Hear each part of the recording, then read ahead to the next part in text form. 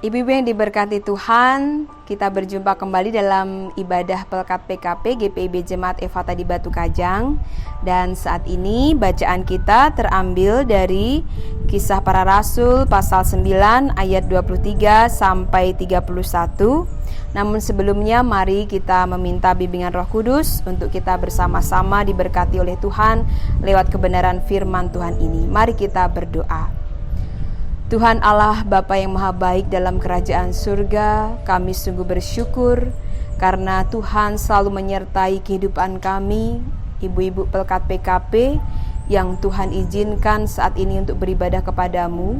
Dan kami saat ini akan mendengarkan kebenaran firman-Mu ya Tuhan.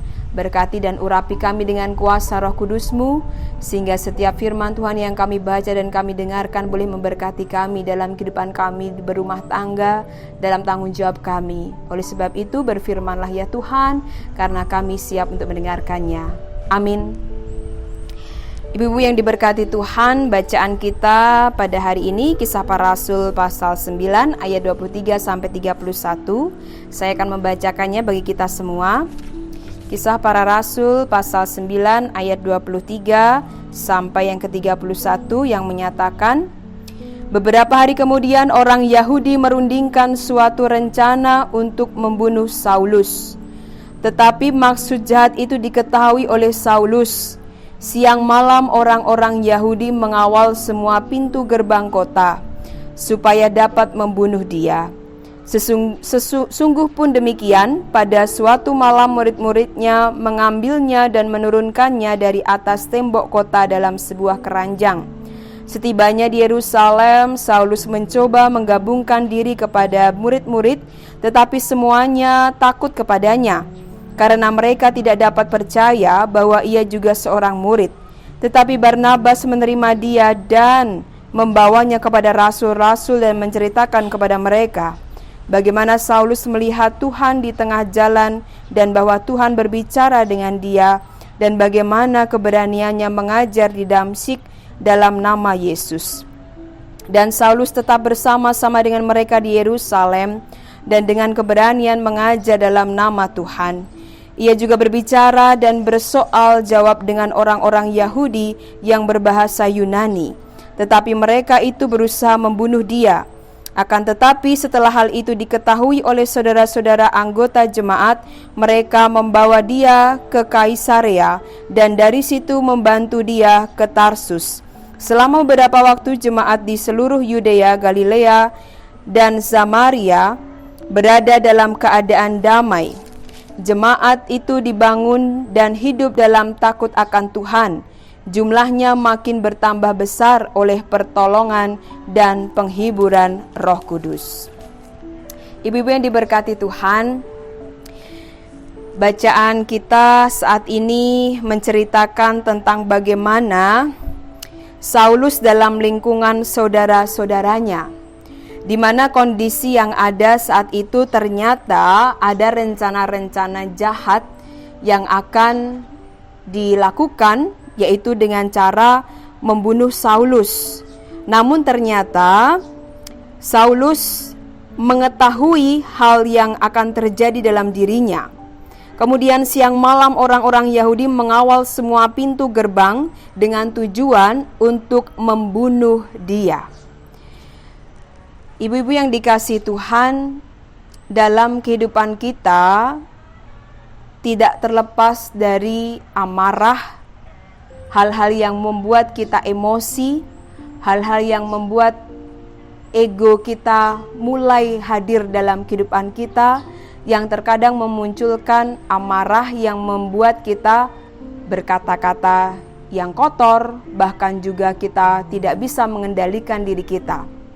Namun yang terjadi dalam kehidupan Saulus yang sudah berganti nama menjadi Paulus karena dia bertobat, apa yang dialami oleh Paulus saat itu bukan sesuatu yang sangat mudah, bahkan sesuatu yang enak yang saat itu dialami, tetapi justru sesuatu yang sangat sulit, di mana ia sudah bertobat, dan dalam pertobatan itu ternyata justru banyak orang yang tidak menyukainya, dan bahkan ada yang memiliki rencana untuk membunuh dia.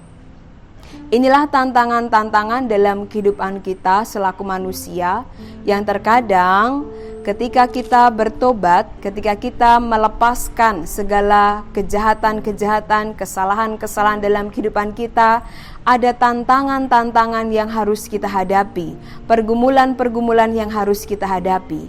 Dan itu semua tidak mudah dan itu semua tidak gampang.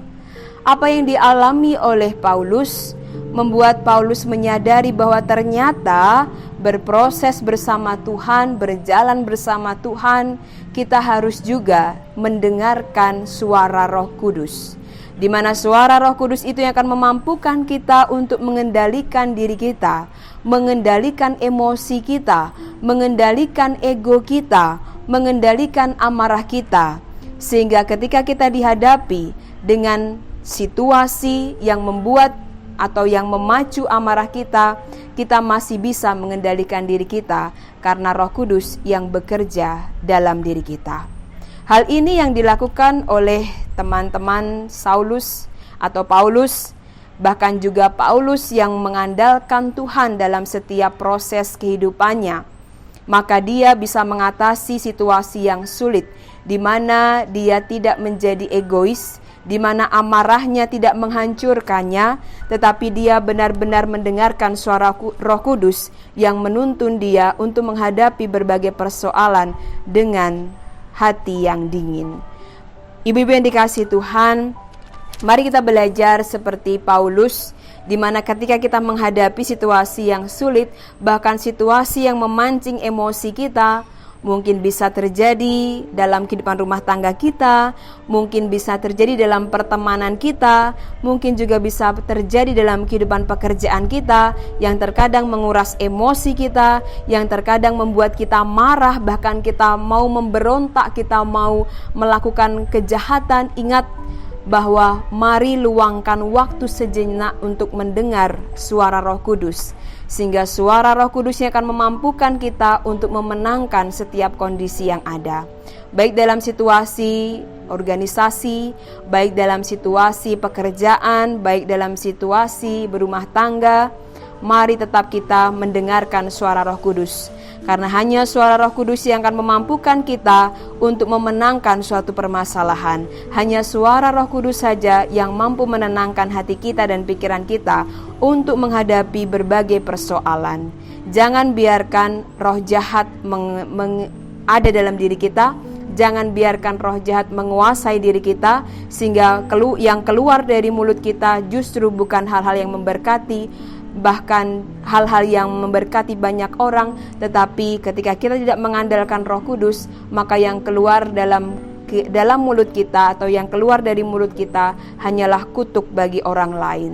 Jangan kita melakukan hal yang seperti itu, tetapi lakukanlah sesuai dengan apa yang kita dengar dari Roh Kudus, sehingga setiap kita, baik ibu-ibu dan juga kita semua, dalam berproses kehidupan kita saat ini, kita boleh senantiasa mendengarkan suara Roh Kudus yang menuntun kita ke jalan kebenaran dan jalan kasih yang Tuhan ajarkan. Sama seperti Paulus, tetaplah andalkan Tuhan dan kuasa Roh Kudus untuk menjalani kehidupan, pelayanan, bahkan kehidupan keluarga kita.